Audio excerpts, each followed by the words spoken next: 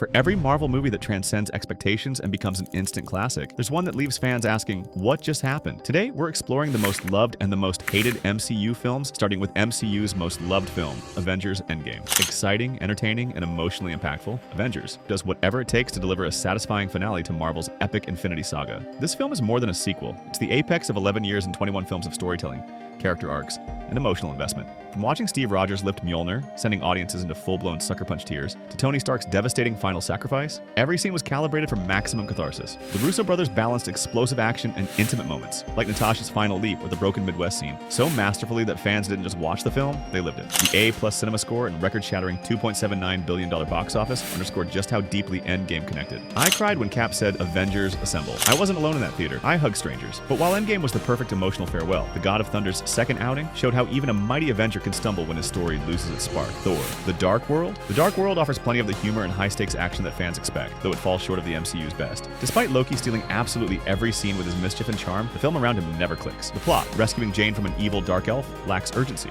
The pacing drags with too much exposition and CGI splendor, but not enough stakes or heart. Hemsworth's Thor lacks motivation, Malekith is forgettable, and even director Alan Taylor later voiced creative frustrations about a compromised vision. While it's still entertaining, it became the MCU's bland middle child. Watchable, but rarely remembered. I rewatched hoping to like it. Instead, I just kept rechecking the runtime. From one of Marvel's weakest to a film that reminded everyone why superhero movies can make you feel like a kid again, especially if you grew up dreaming of swinging through New York. Spider-Man: No Way Home. A bigger, bolder Spider-Man sequel expands the franchise's scope without losing humor or heart. This wasn't just a movie, it was a fan pilgrimage. Spider-Man's multiverse dream finally came true. Tobey Maguire and Andrew Garfield returning alongside Tom Holland felt surreal. Each reappearance carried emotional impact, from Mr. Stark tearjerkers to the final swing. It was a cinematic hug to every Spidey generation. Humor, heartfelt arcs, and perfect pacing made it a pandemic blockbuster success with a 98% audience rating, showing that Marvel still knows how to deliver pure, powerfully nostalgic mojo. 3 Spider-Men in one movie? My 8-year-old self wept in joy. But for every MCU film that nails its emotional beats, there's another that aims for mythic grandeur and trips over its own ambition: Eternals. Eternals unseats Thor, The Dark World, as the lowest-rated MCU film on Rotten Tomatoes. Eternals dared to expand the MCU's cosmic mythos, but not in a way audiences could grasp. Its tone was muted, the non-linear timeline confusing, and the philosophical ambitions too lofty without the emotional footing to ground them. Characters changed, but their arcs didn't resonate. Many had trouble distinguishing who cared about what. Despite the visuals and talent, viewers left feeling numb. This was the first MCU film to go rotten, and it was one of the only times fans openly said, "Not my universe anymore." It felt like reading War and Peace while someone spoke in reverse.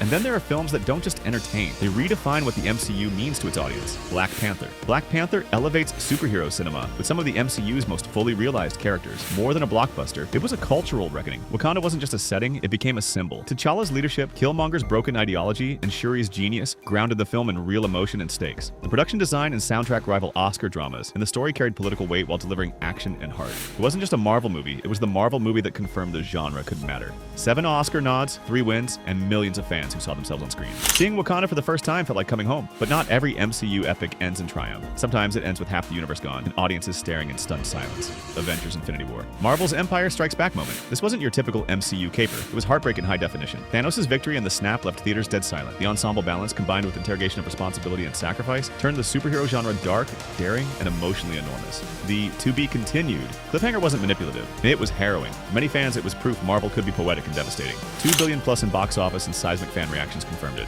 We sat in silence after the credits. Nobody moved. 3 MCU legends that nailed it: Endgame, No Way Home, Black Panther, and 2 that simply missed it: Thor, The Dark World, Eternals. Infinity War belongs in its own category, universally beloved yet emotionally savage. Now tell me, when the next Avengers film hits theaters, will it give us another Endgame epiphany, or risk landing like in Eternals? Drop your most loved and most hated MCU picks in the comments.